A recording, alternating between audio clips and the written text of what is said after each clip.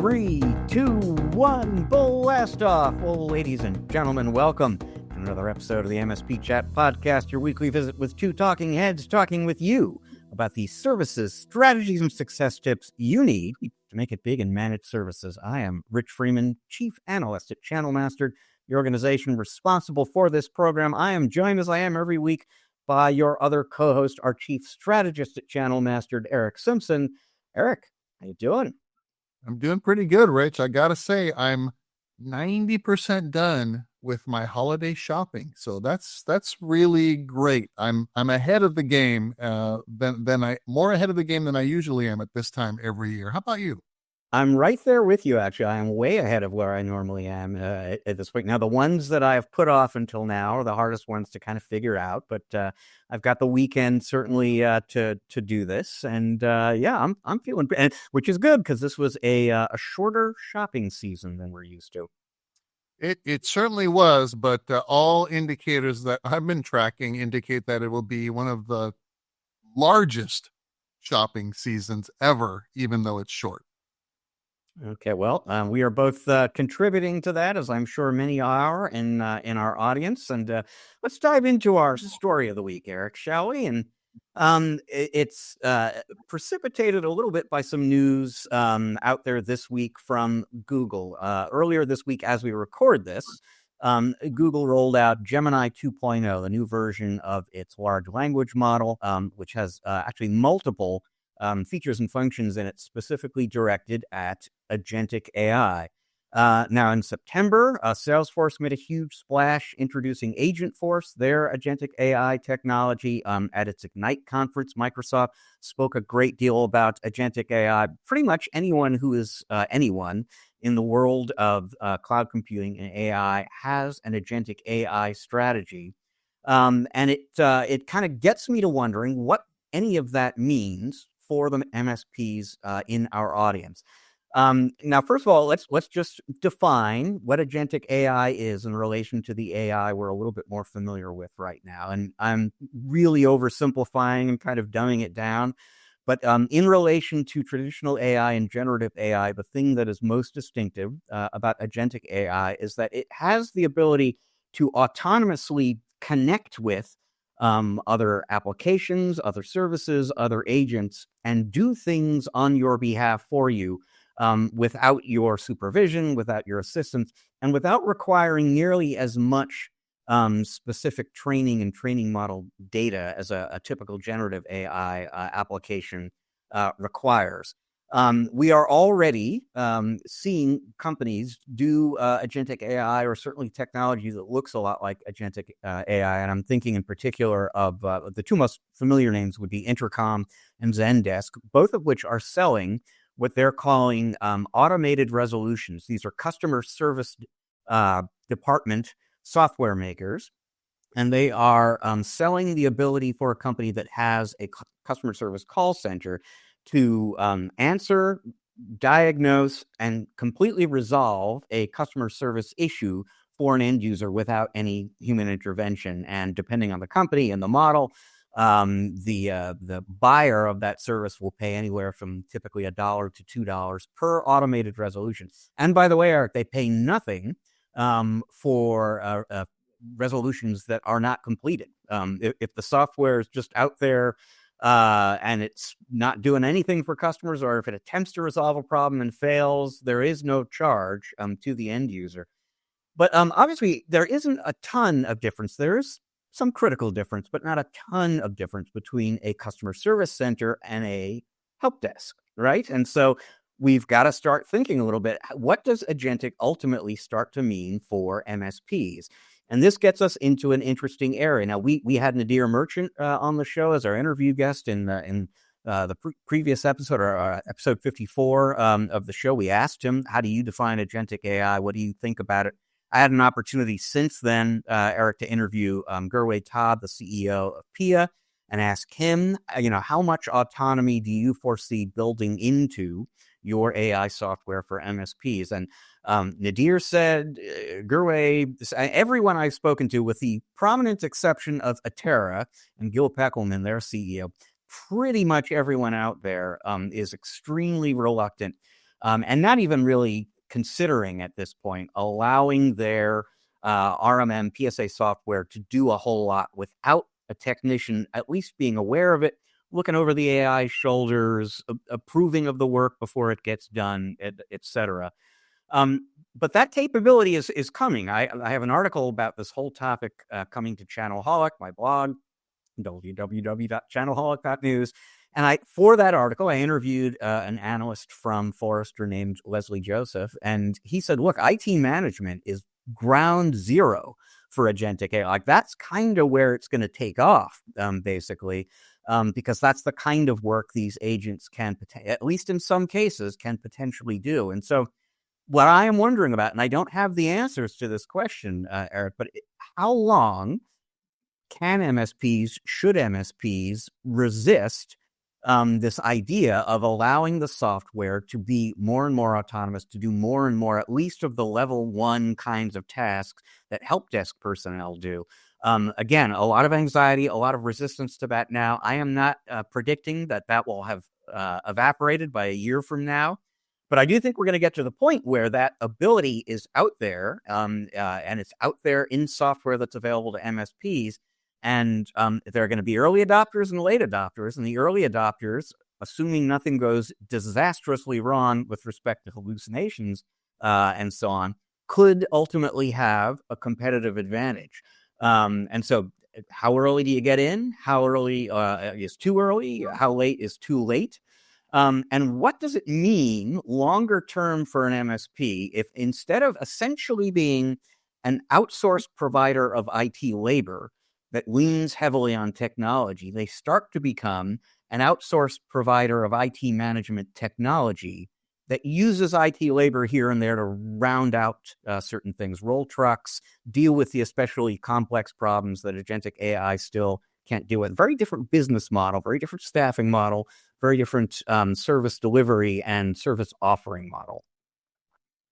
Wow, Rich, this is really accelerating at a pace that I had not anticipated. This whole movement toward actually replacing what we would consider a core function that only a trained technology support person could accomplish. It's moving really, really fast. So I want to, you unpacked a lot there. So just a couple things jumped out at me. Number one, when will MSPs and ITSPs feel comfortable rolling this into their business model? I think the answer to that, Rich, is when they feel that they have complete control over the entire experience and the configuration of this platform or this service. We hear lots of horror stories still about how AI goes wrong, right?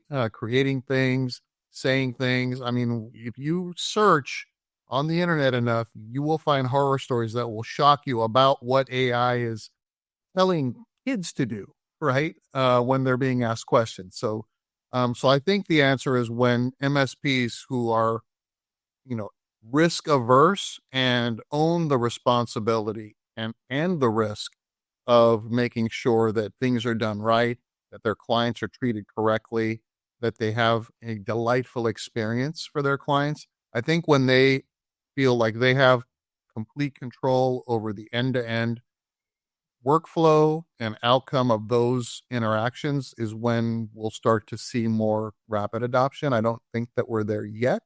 Early days, right?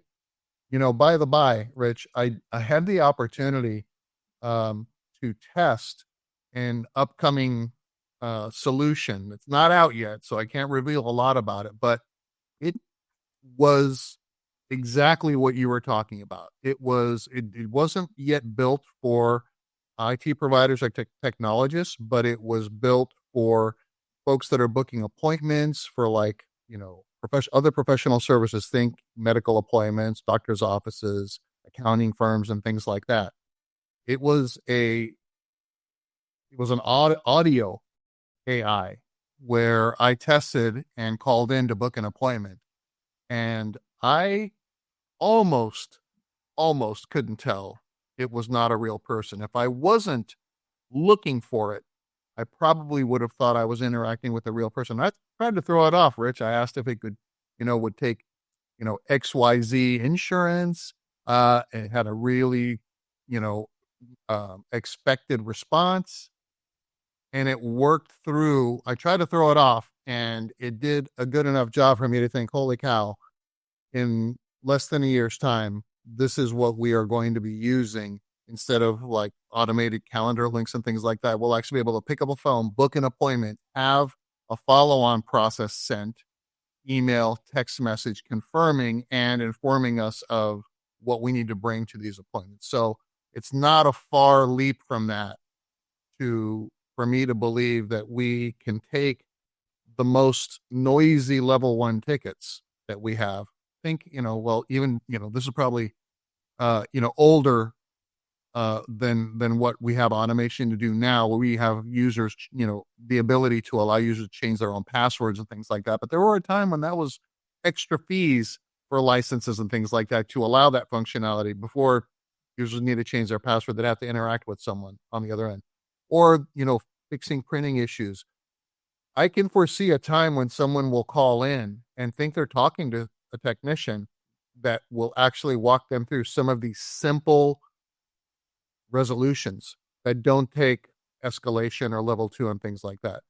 So from that perspective, not only are we putting, our level 1 technicians at a crossroads to say, you need to skill up or upskill to be more valuable to the organizations that you serve, internal IT, whoever that is, and to your clients, but also to some of these outsourced organizations, Rich, that we think about that provide outsourced service desk support for MSPs today at a very cost-effective rate because they're, offshore and things like that.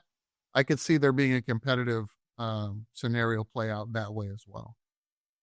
Yeah, there's a whole interesting issue around that I'll be writing about in my next Channelholic post as well. I finally had an opportunity to interview the leaders of Helpt, HELPT, which is a company that provides outsourced help desk assistance to MSPs. Our mutual friend Amy Luby is working over there now.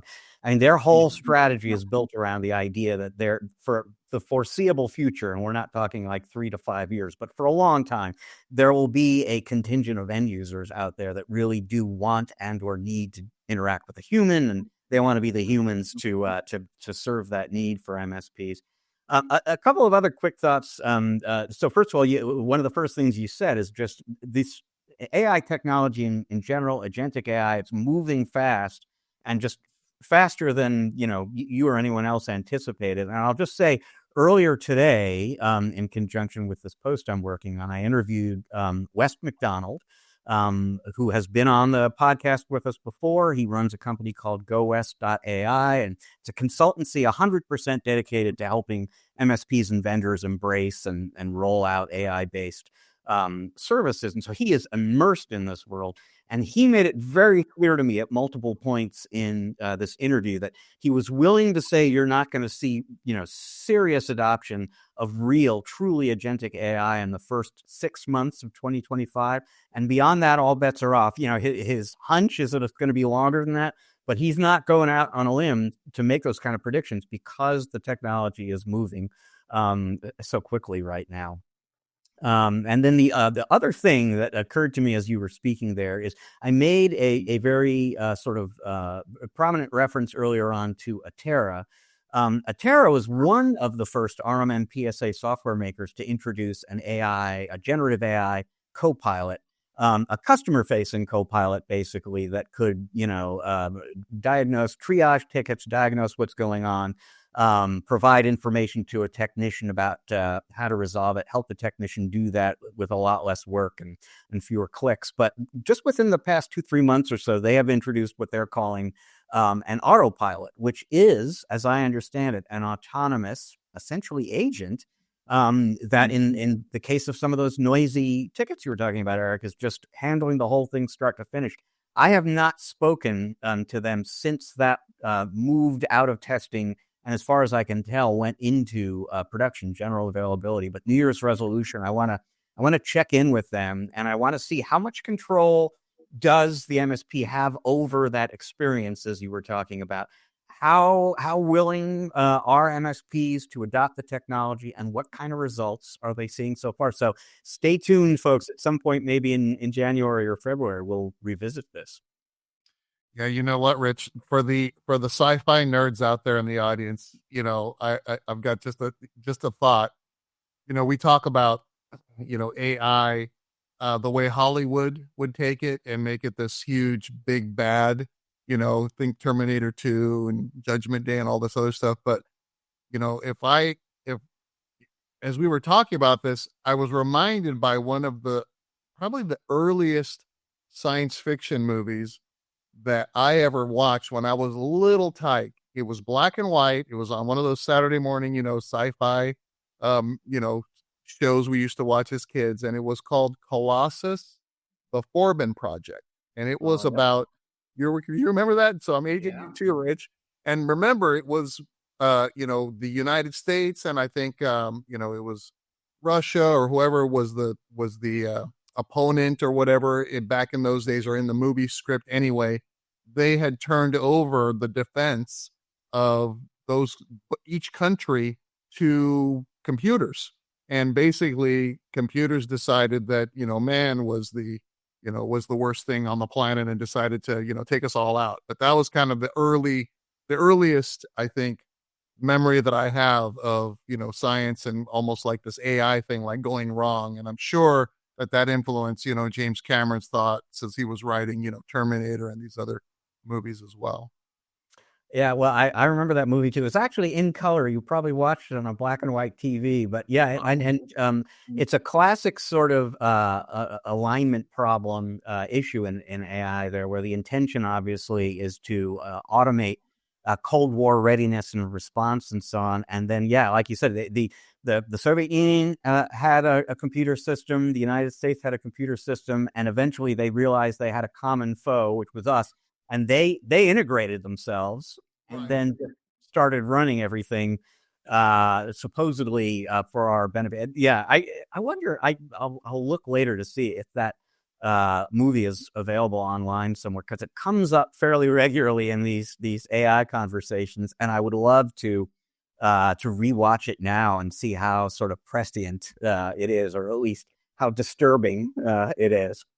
Yeah, me too. I want to watch it. I have this, and for those of our listeners that always are trying to figure out where something is streaming or not, I have this app on my phone. It's called Just Watch, and you'll just type something in there, and it'll tell you on what platform it is, whether it's available free, whether it's a rental where you can buy it. It's really, really cool. So no checks were cashed in for promoting that. I'm just saying I like using that app because, again, it's a way to find where things are, or if it's just not available for whatever reason. But yeah, that whole the discussion around how agentic AI and these new solutions basically autonomously will kind of reach out and connect to things and all that. That's what kind of got me thinking of this whole Colossus Forbin thing, where these computer systems basically started taking over all infrastructure and communications, and locking the humans out. But anyway, enough of that crazy sci-fi talk, Rich. Yeah, on a lighter note, right? Let's move on to your tip of the week, basically. And end users someday, whether they know it or like it or not, will probably be having a relationship with artificial intelligence. But MSPs have relationships today with vendors, all sorts of them, and that has something to do with your tip of the week. You're right on target, Rich, as always. And, we talk a lot about vendors and vendor relationships and vendor sprawl and technology sprawl and platform sprawl. But, today's tip of the week is all about how to make the most of the vendor relationships that we currently have. And I'll bet, Rich, as I kind of go through kind of three areas here, that it'll cause a lot of our listeners to think about things that they could be doing a little bit differently, or looking at the relationship in a different way to understand how they can elicit more love and benefits and strengthen those relationships with their vendors. So let me just kick it off by saying, number one, are you participating fully in your strategic vendors partner programs. I talk to a lot of MSPs, Rich, and I find that as I ask questions about, are they leveraging this feature or this benefit from some of the vendor programs that I am familiar with, a lot of the time they're like, no, I'm not even leveraging that. The easy ones are like MDF or training programs or certification opportunities,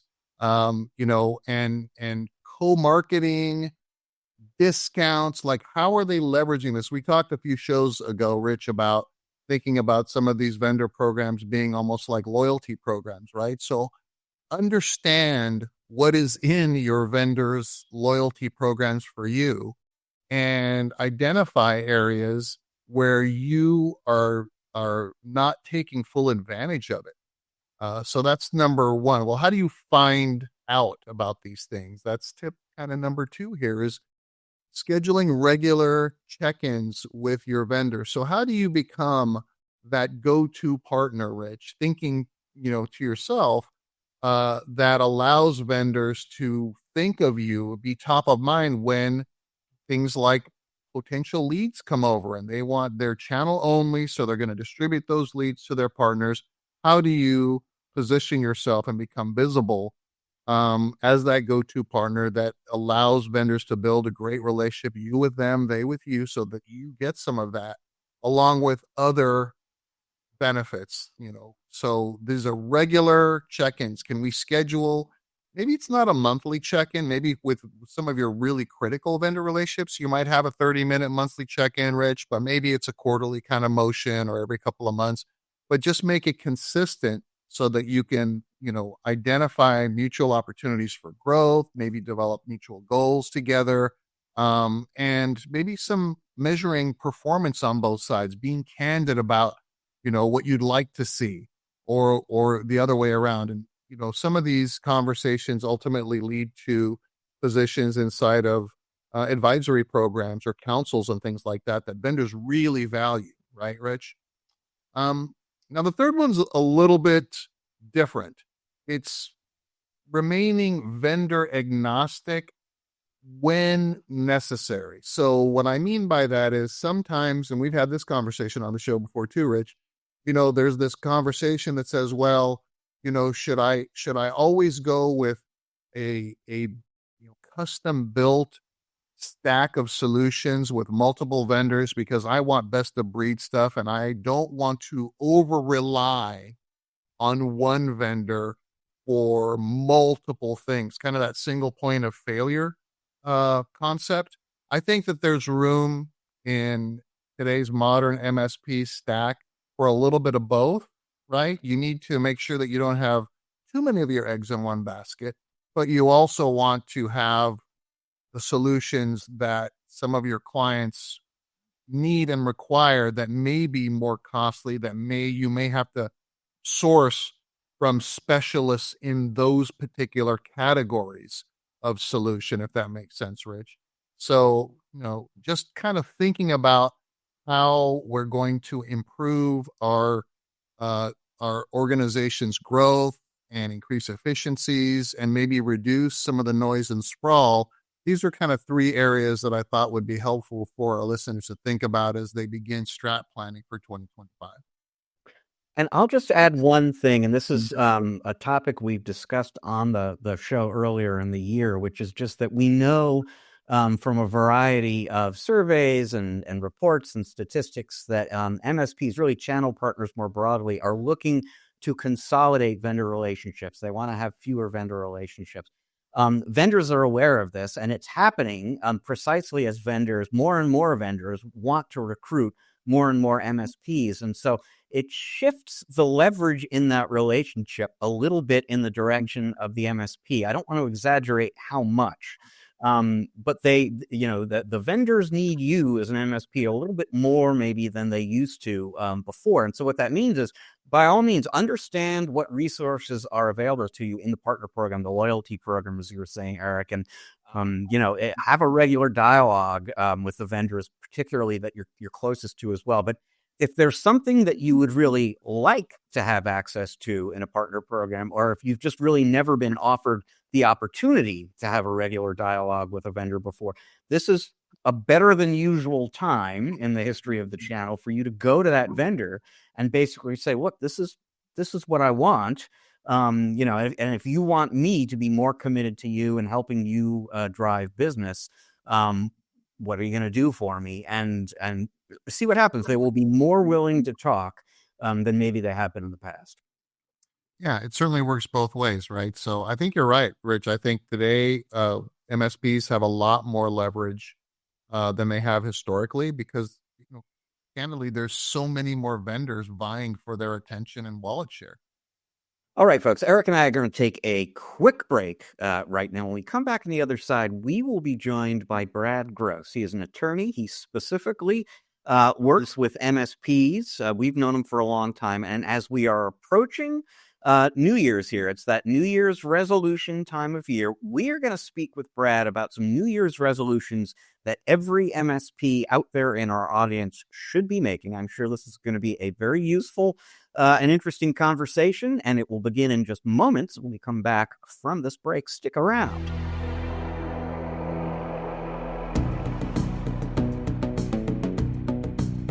And welcome back to part 2 of this episode of the MSP Chat Podcast, our Spotlight interview segment, where we are delighted to be joined by someone Eric and I have both known for a long, long time. He is one of the foremost, if not the foremost, legal authorities on managed services. He is Brad Gross, attorney at law. Brad, welcome to the show. Thank you, guys. Good to be here. Happy holidays to all of you.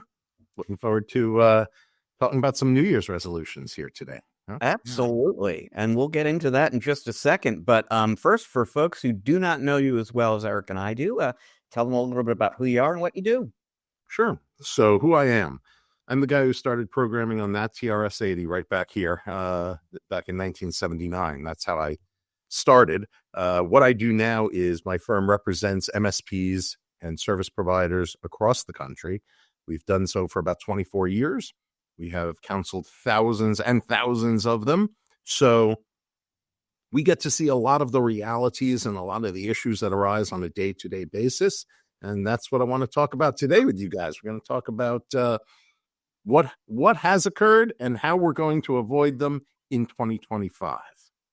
Okay, very, very good. And perfect timing because we're actually recording just before New Year's, folks, but this show is going out just after New Year. So now is the time, MSPs, to make those resolutions and get started on that. And I am just going to guess, Brad, that some of the items on your list are things that you have been recommending to MSPs, urging them to do for a long time. Am I correct? Yes. Unfortunately, the list of resolutions for this year are probably at least somewhat similar to or overlap the resolutions for 2024, then 2023 and 2022. You get the picture. Yeah, but that's not because MSPs aren't really listening and taking your advice, Brad. It's just because you like to repeat yourself over and over and over again, right? No, I have nothing else to do. I have nothing. And no one else is listening to me anyway, so I'll just keep going. No. All right.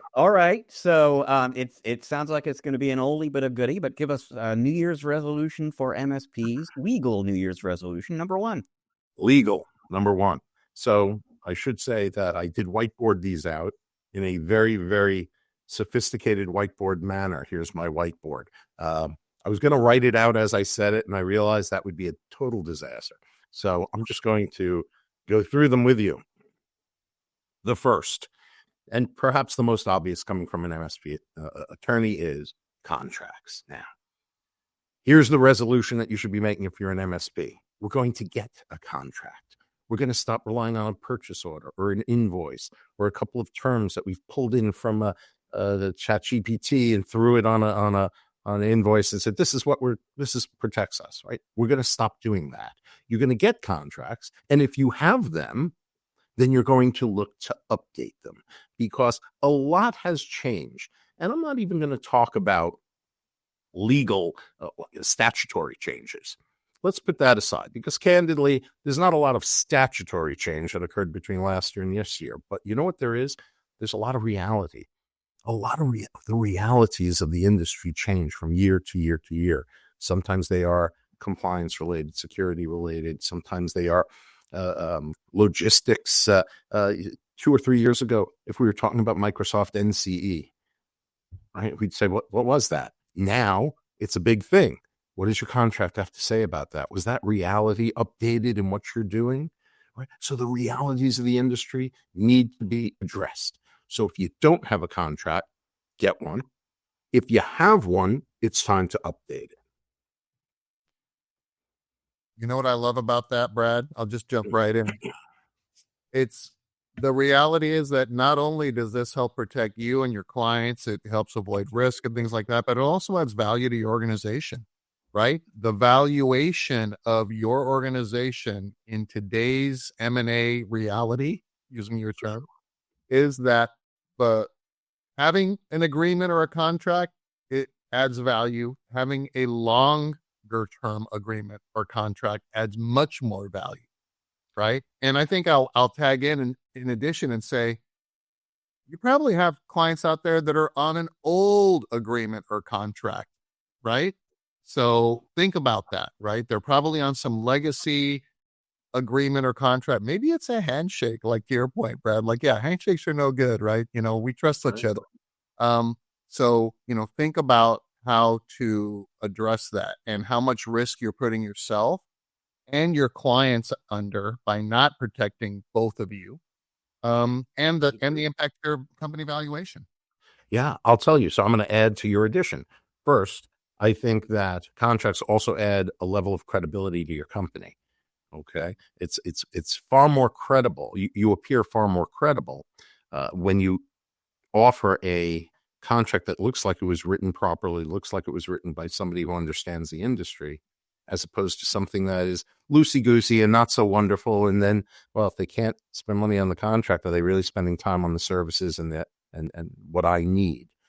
So that's the first thing.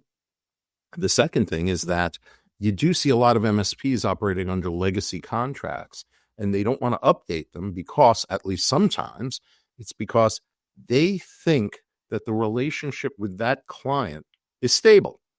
And if it's stable, why would we mess up that stability? Why would we undermine it by introducing a new contract, an updated one?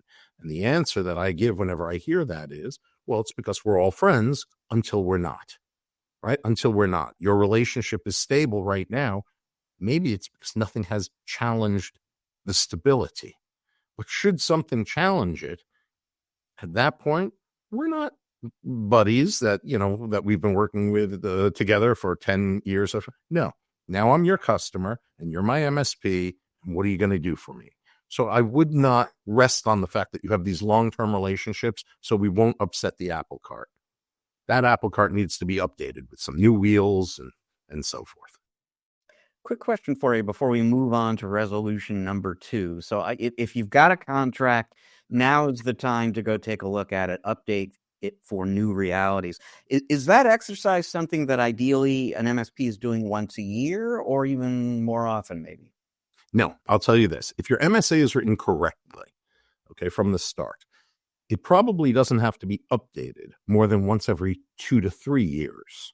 That's the update, right? If it's written correctly, if you write it in a way that is comprehensive and broad enough to be flexible.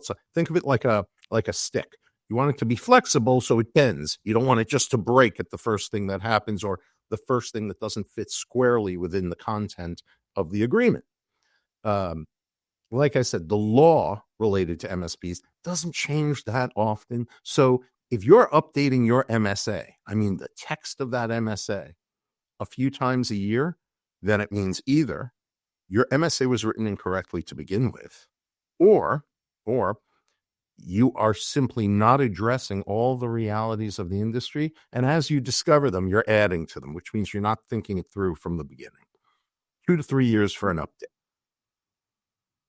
Okay, well, let's go back to the whiteboard. What is resolution number 2? To the whiteboard. The whiteboard number 2. I don't know if you can see it with the light. Elevate communication. So what do I mean by elevate communication? I am telling MSPs to go beyond mere reporting and mere descriptions of their services. It is time for MSPs to elevate the quantity and quality of the communication that they have with their customers. Whenever I speak on these issues, I always say the worst, the most belligerent, the most expensive battles between an MSP and its customer always relates to a mismanaged expectation. That's what it is. It is very rare that an MSP utterly fails to provide a service. That's rare. Instead, the MSP is providing A, B, and C, but the customer thinks A, B, and C includes D, E, F, G, H. And that gap in understanding, okay, is not realized until something bad happens. And then when that happens, we're all friends till we're not. The question is, where's D, E, F, G, and H? That is not the time for the first time to try to explain to your customer what the scope of your services are, right? What the scope is, what the limits of those services are. That is not the time to try to explain that, oh, well, maybe they should have had better services, or maybe you didn't understand what we're doing. No. Elevate communication from the beginning. More language is better. More description is better. Think of it this way. Read your scopes of services. Read the scope of whatever service it is you're describing. And then flip it around. Now take it from the customer's perspective. What questions might your customer reasonably have, and are they addressed in your scope, right? If you're providing a backup solution, okay, a backup solution. So you list the backup solution, how many licenses and the term and so on. What might a customer ask? How often is my stuff backed up? That's a fair question. How much of my stuff is backed up? How long do you keep my stuff? These are fair questions, right? I need to get my data back. How do I do that? How long will it take? These are the questions that are reasonable questions.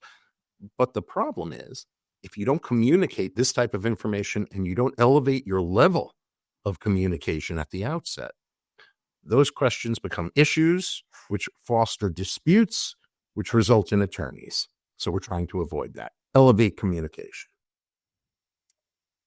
Are we talking in terms of how you're delivering this communication and how you're clarifying, what it is that you are promising or not promising? Are we talking about documents here, or is this just like a discipline to get into when you're doing QBRs?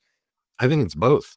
And QBRs are a great focal point for elevating communication, right? That is the time when you're sitting down, or at least having a video conference maybe, with your customer. You have their attention. That is the time to say, listen, I want to impart this and this and this to you. You need to listen to me.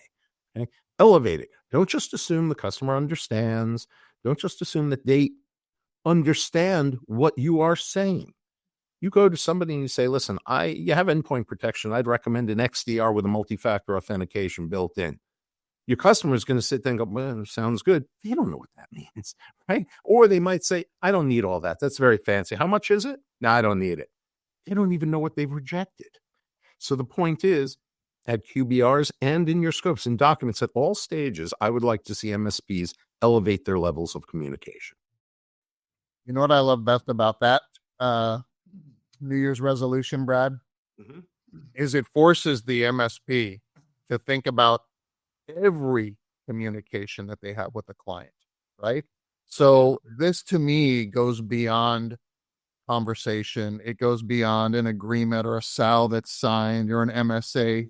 Yeah. It is included in the initial kickoff call with the client, during the onboarding process with the client, in any of your leave behinds on your website. I hope I'm not stepping on another New Year's resolution, Brad, about what we say in our marketing and our website and things like that to avoid risk. No, I didn't include that. Keep going. Okay, I know you've talked about that in the past, but yes, it has to be uniform. It has to be consistent, and every single one of your team has to understand what's included, what's excluded, and how they handle a situation. I'll add this as my add-on. When there is a disconnect or a misunderstanding between the end user and a technician, right? Good point. right? So the technician may, they need training. And my guidance always when I'm working with MSPs is say, look, we never want to create a confrontation ever between an end user or a client or customer and the technicians that are doing the work. They need to be able to say, you know what? Let me get Eric included in this conversation. Let me escalate that to Eric so he can address that with you. But meanwhile, let's go ahead and take care of this thing. Like, I want to keep my technicians and engineers, the folks that the clients are working with day in and day out, to be seen as heroes and champions and be clean. And if there is a potentially, difficult discussion or critical discussion that needs to be had, I don't want that to be had between anybody other than leadership or myself in that kind of a situation. I want it escalated out to keep those relationships between the technical team and the clients really, really, awesome. Right. Because, if these issues that you're talking about aren't addressed properly, or they're subjugated or whatever it is, they don't disappear. They just fester and foster until something else happens, and then it all blows up. So you're 100% right. You got to keep it consistent. You have to keep communication going on a consistent basis. Okay, we're on a roll. Let's go to the whiteboard once more. Give us one more time. I'm not sure that you have 5 New Year's resolutions. This is number 3. Okay, number 3.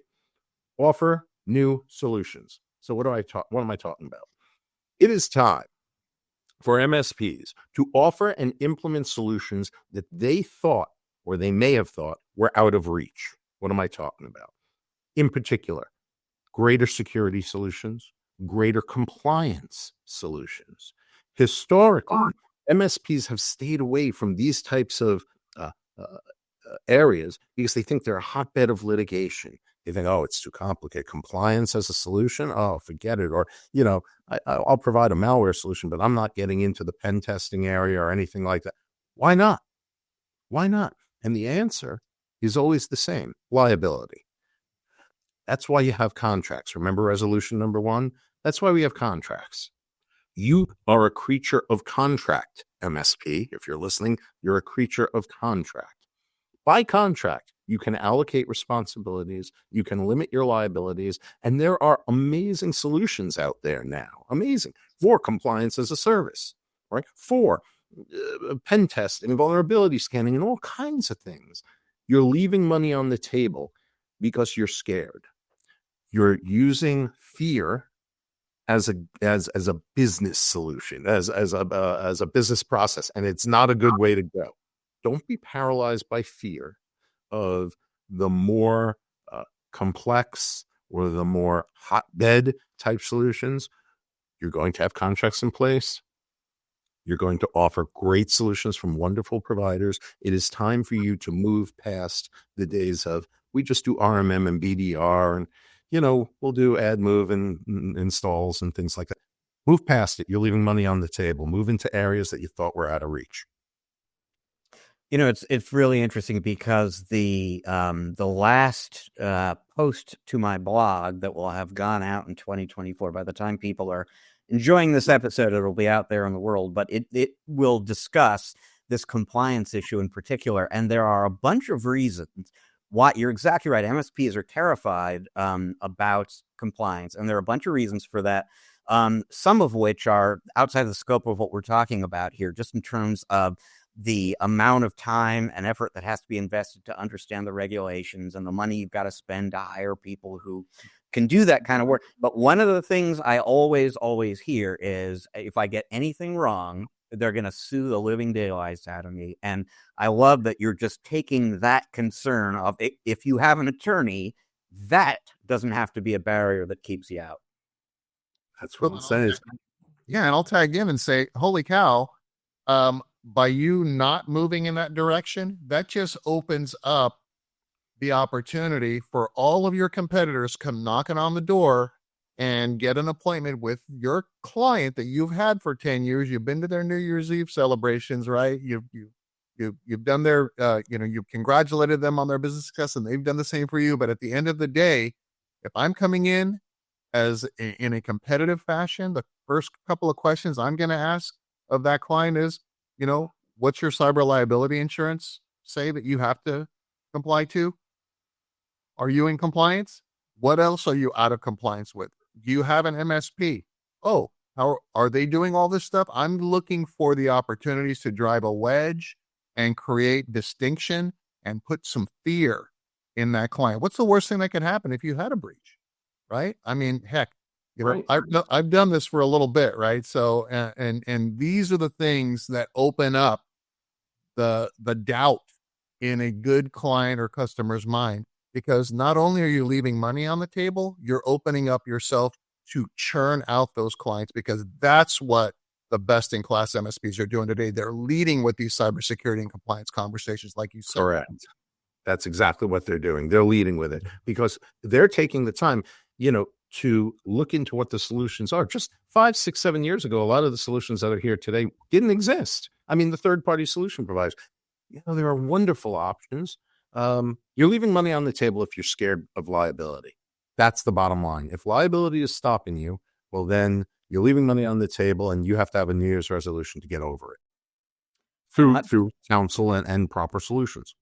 To circle back to something you said earlier on, compliance is very likely to be on that DEFG list. Your customer gets fined, audited, or whatever. That's when you're going to hear, I thought you were doing this for me already. So one more good thing to clarify with them. Correct. Here we go. Yes. Number 4. And Eric, it's funny, you just said it and you led right into it. You said cyber insurance. Insurance and warranty. You can see that. Insurance and warranty. Insure, and warrant. Okay. What do I mean by that? Okay. Any MSP that doesn't have insurance is being ridiculous. Oh, it's expensive. I know, but so are attorney's fees. Okay. You want to know what expensive is? Expensive is having to hire an attorney and a PR firm to rehabilitate the reputation of your company after you've unintentionally left the port open that got 5 million records into the dark web. That's more expensive than insurance. Okay. If you don't have insurance, then you are on a tightrope, 1,000 feet up with no safety net. Will you get across? I guess some people will, but if you fall, there's no, it's not a fender bender. It's destruction. Okay. So you must have insurance. You must have general liability insurance. You must have cyber piracy insurance. You got to make sure that your insurance has first and third party coverage, meaning if I get injured, I'm the MSP and something happens to my own systems, I'm covered. Or third party, if something happens to one of my customers' systems as a result of what I did, I'm covered. New Year's resolution. If you don't have insurance, you need to get it. If you have insurance, but you're not quite sure how, what it's about, you need to talk to someone. Okay. You need to talk to an insurance broker. Not alternative, but alongside of insurance, warranty. There are now amazing warranty programs out there that are not insurance. Okay. That offer you the ability to get funds should an incident arise. They don't have the same breach requirements. They don't have the same exculpatory exclusions. If this occurred on a Saturday between 9 and 11, we're not going to cover you. No, there are solutions out there. You need to do your research and find a good warranty company that offers a warranty payment, warranty coverage alongside of insurance. These days, these are not expensive endeavors. They are amazing solutions. And I think that, one of the things that MSPs don't understand, but they should, okay, is especially in the warranty area of things, is that this is money that you're going to get real fast to cover minor incidents. Maybe incidents that you have that you don't want to file an insurance claim, but it's still going to cost you something, right? That's when you need warranty coverage. So my 4th resolution for people is not only insure and make sure your insurance is up to date and proper, but consider warranty coverage. It is a relatively new concept, new meaning 2-3 years old or so, really. That's when it came to pass. But that's what you should be doing. That's going to help you dramatically. Yeah, and I'll just point out these are not mutually exclusive things. So you were talking about the speed with which warranties pay off. That's critically important. Even if you have insurance, which you should have both of these things. It could take weeks if there's some sort of attempt to deny a claim. It could take months before that money arrives, and there are expenses that need to get paid immediately. And the warranty providers, you're not going to get enough money to just completely resolve and remediate everything, but you're going to get that pile of cash that you need right away to get moving on things. And that's right. Nothing. Insurance could take weeks. Even if they say, yes, you're insured, you still might not get a check for 2, 3, 4 weeks. Whereas a warranty company will pay you out within 24 hours. So your business process, your business operations aren't interrupted. So many MSPs are just not looking to insurance and warranty. They need to. What a great. Go ahead. Sorry. I was going to say, what a great recommendation, Brad. And I've had recent conversations with 2 different cyber insurance carriers that have added a warranty component to their policies. Just within this quarter, I've talked to 2 folks that I've never even heard about it before. So you bringing that to everybody to hear that that's something that should be added alongside your cyber insurance, the warranty component, I think is a super great recommendation. There you go. See? Resolutions. We're moving right along. The last one. Resolution number 5. Community.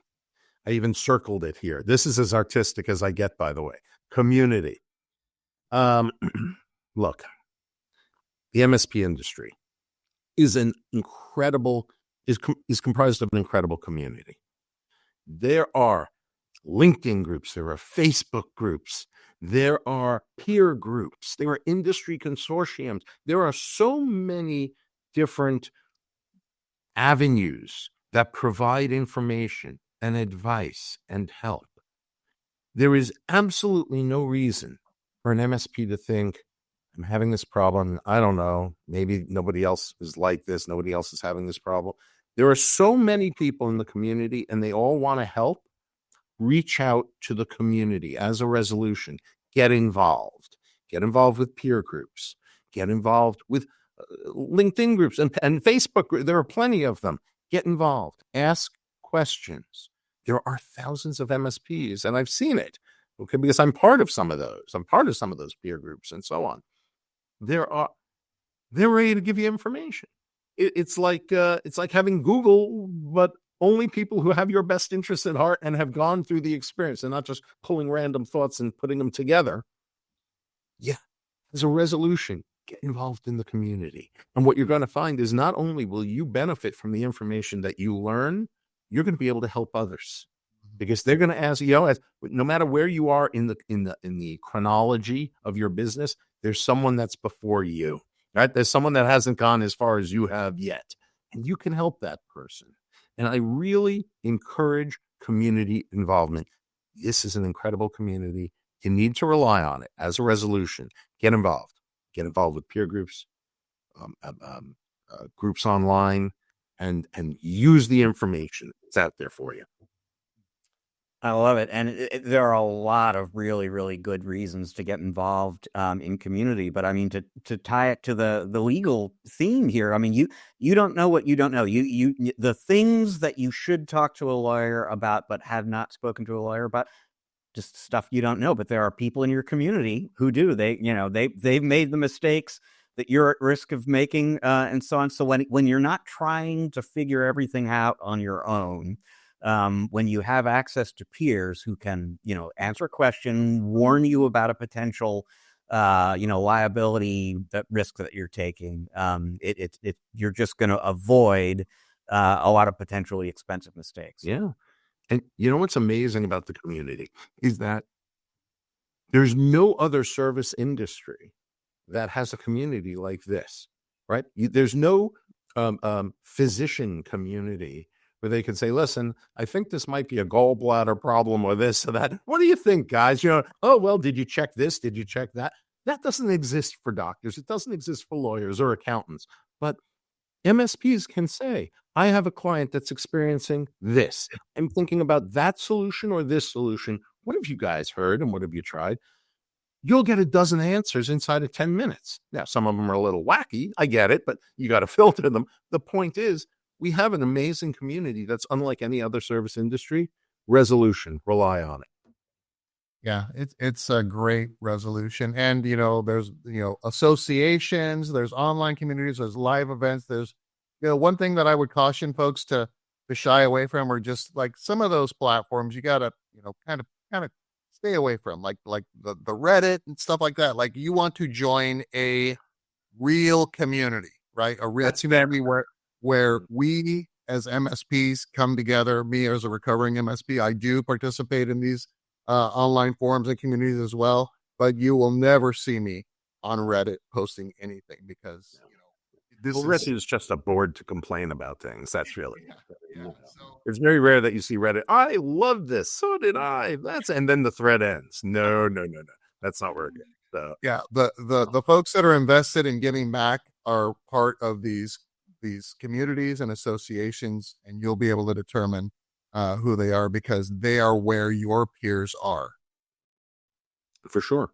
And they can, and people can reach out to anyone. They can reach out to Rich. They can reach out to Erick. They can reach out to me. We know the communities. We know the peer groups. Some are free, some are not, but there are a lot of options out there. Great stuff, Brad. Thank you. And 5 resolutions, folks. If you have not done or haven't even formed your MSP New Year's resolution list for 2025, 5 things you can do this, and you will thank yourself for doing them. Brad, for folks who want to follow up with you, maybe have a question about something you said, maybe would like a little legal advice, how can they get in touch? Sure. God, so many different ways. They could email me, brad@bradleygross.com. They could hit me up on LinkedIn, Bradley Gross, the MSP attorney, Bradley Gross. They can call the office, 954-217-6225. Or you can find me at a lot of different events. We all hit the lecture circuit. Of course, it's over for the balance of 2024, but it's going to start up pretty soon in 2025. And I think that everyone's approachable. Come on over, ask questions. Would love to talk to you. So, Brad, thank you so much for joining us on this first episode of the year here. Happy New Year to you. Happy New Year to you guys as well. All right. Well, folks, Erick and I are going to take a quick break. When we come back on the other side, we'll talk a little bit, share a few final thoughts about this very useful conversation with Brad, have a little fun, wrap up the show. Stick around. We will be right back.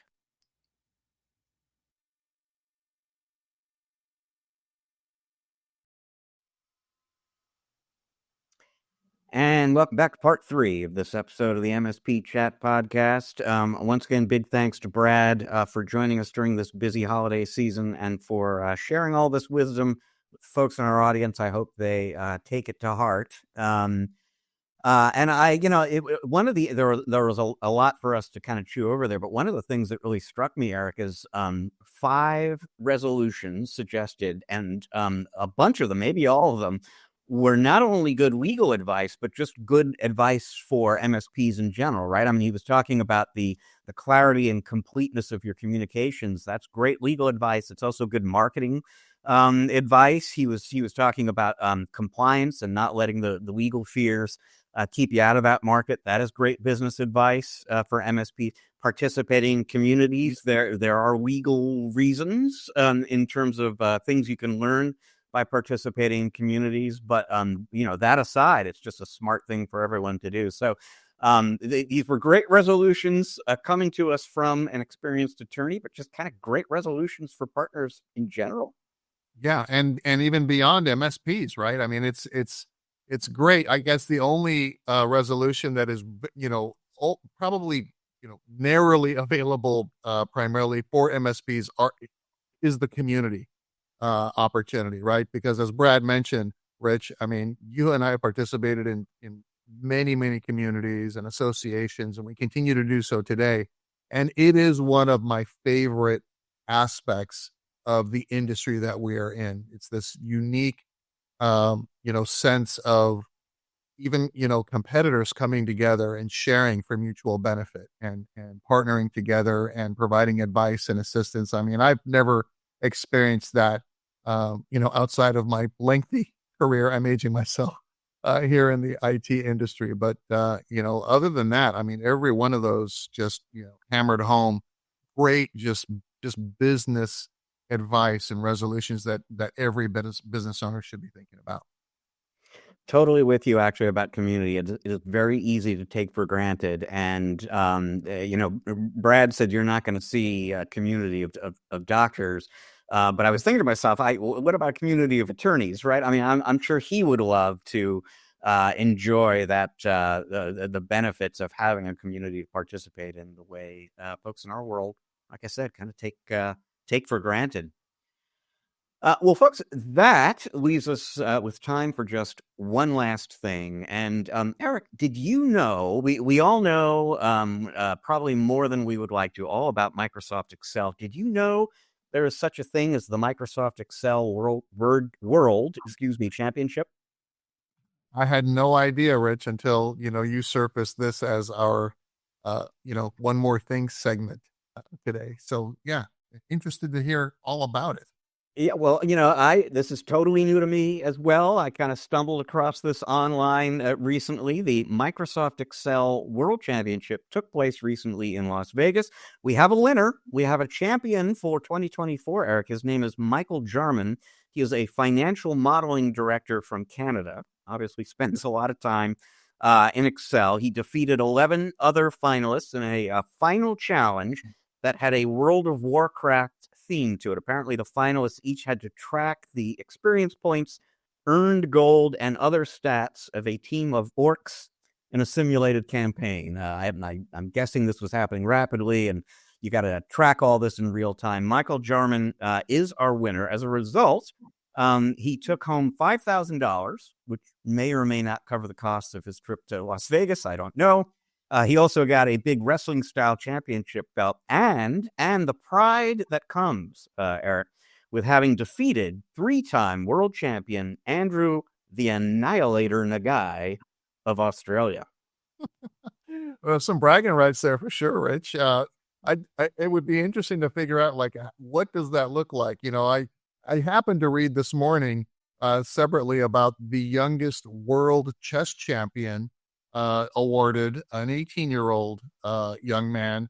But holy cow, never thought that there would be an Excel world champion. But, with like a chess world championship, I mean, you're going head to head. I mean, there are very specific rules. The game does not change, right? Chess has been the same game for probably hundreds of years, I would imagine, right? So you really know what that is. It'd be interesting to find out how they determine what the challenge is for the Excel competitors. I love, you had me at World of Warcraft, and then when you got extra points when you said you're tracking the points of the orcs and all that. I love all that. It's kind of cool that they made it fun and a little nerdy at the same time, don't you think? Absolutely, and you're actually raising a question that didn't occur to me until just this moment: is who is responsible for this competition and who runs it, and so on. That would be an interesting thing to investigate. So I will look into that and let you know what I discover. Well, folks, that is all the time we've got for you this week on this episode of the show. In fact, that is all the time we've got for you this year in 2024. This is our final episode of the year. We are going to take next week off for the holidays. We will be back with you. The next episode of this show will go out on Friday, January 3rd, and we look forward to joining you there. Until then, happy holidays, happy New Year. And as I always point out, this is both a video and an audio podcast, which means if you are watching us on YouTube, but you're into audio podcasts, go to Google, Apple, Spotify, wherever you get your podcasts, look us up there. You're going to find us. If you're listening to us, but you want to check us out on YouTube, go to YouTube, look up MSP Chat. You will find us there. This show is produced by the great Russ Johns. It is edited by the great Riley Simpson. They are part of the team with us here at Channel Master. They would be happy to help you create a podcast of your very own. Podcasts, needless to say, are a tiny, tiny portion of what we do for our clients at Channel Master. If you want to learn more about that, you can find out everything at www.channelmaster.com. Channel Mastered has a sister organization called MSP Mastered. That is Eric working directly with MSPs to help them grow and optimize their business. You can learn about that venture at www.mspmastered.com. So once again, folks, happy holidays, happy new year. We're going to see you in a few weeks' time. Until then, please always remember you can't spell channel without MSP. Happy holidays, happy new year, Rich. I'll see you next year, brother. Absolutely.